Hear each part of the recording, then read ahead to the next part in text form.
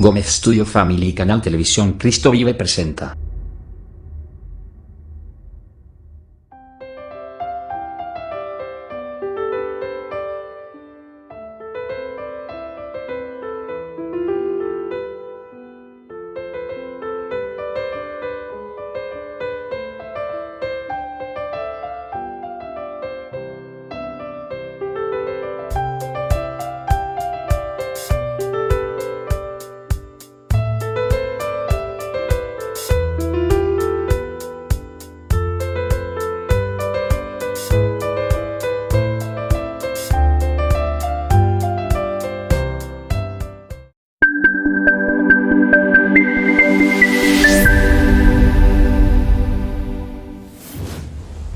Gómez Studio Family y Canal Televisión Cristo Vive presenta.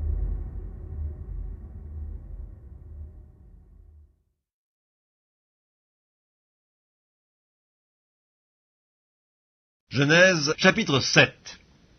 L'Éternel dit à Noé, « Entre dans l'arche, toi et toute ta maison, car je t'ai vu juste devant moi parmi cette génération. Tu prendras auprès de toi 7 couples de tous les animaux purs, le mâle et sa femelle, une paire des animaux qui ne sont pas purs, le mâle et sa femelle, 7 couples aussi des oiseaux du ciel, mâles et femelles, afin de conserver leur race en vie sur la face de toute la terre, car encore 7 jours, et je ferai pleuvoir sur la terre 40 jours et 40 nuits, et j'exterminerai de la face de la terre tous les êtres que j'ai faits. » Noé exécuta tout ce que l'Éternel lui avait ordonné. Noé avait 600 ans lorsque le déluge d'eau fut sur la terre, et Noé entra dans l'arche avec ses fils, sa femme et les femmes de ses fils, pour échapper aux eaux du déluge. D'entre les animaux purs et les animaux qui ne sont pas purs, les oiseaux et tout ce qui se meut sur la terre, il entra dans l'arche auprès de Noé, 2 à 2, un mâle et une femelle, comme Dieu l'avait ordonné à Noé. 7 jours après, les eaux du déluge furent sur la terre. L'an 600 de la vie de Noé, le second mois, le 17e jour du mois, en ce jour-là, toutes les sources du grand abîme jaillirent, et les écluses des cieux s'ouvrirent. La pluie tomba sur la terre 40 jours et 40 nuits. Ce même jour entrèrent dans l'arche Noé, Sem, Cam et Japheth, fils de Noé, la femme de Noé et les 3 femmes de ses fils avec eux. Eux et tous les animaux, selon leur espèce, tout le bétail, selon son espèce, tous les reptiles qui rampent sur la terre, selon leur espèce, tous les oiseaux, selon leur espèce, tous les petits oiseaux, tout ce qui a des ailes, ils entrèrent dans l'arche auprès de Noé, 2 à 2, de toute chair ayant souffle de vie. Il en entra, mâle et femelle, de toute chair, comme Dieu l'avait ordonné à Noé. Puis l'Éternel ferma la porte sur lui. Le déluge fut 40 jours sur la terre. Les eaux crurent et soulevèrent l'arche, et elle s'éleva au-dessus de la terre. Les eaux grossirent et s'accrurent beaucoup sur la terre, et l'arche flotta sur la surface des eaux. Les eaux grossirent de plus en plus, et toutes les hautes montagnes qui sont sous le ciel entier furent couvertes. Les eaux s'élevèrent de 15 coudées au-dessus des montagnes qui furent couvertes. Tout ce qui se mouvait sur la terre périt, tant les oiseaux que le bétail et les animaux, tout ce qui rampait sur la terre et tous les hommes. Tout ce qui avait respiration, souffle de vie dans ses narines, et qui était sur la terre sèche, mourut.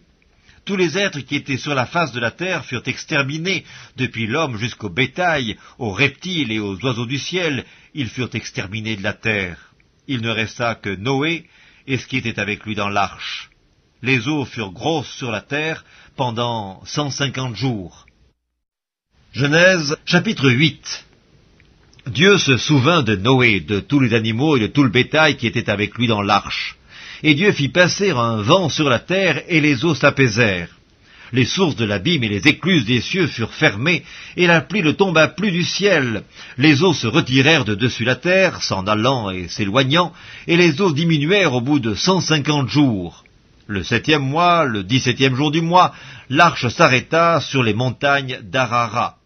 Les eaux allèrent en diminuant jusqu'au 10e mois. Le 10e mois, le 1er jour du mois, apparurent les sommets des montagnes.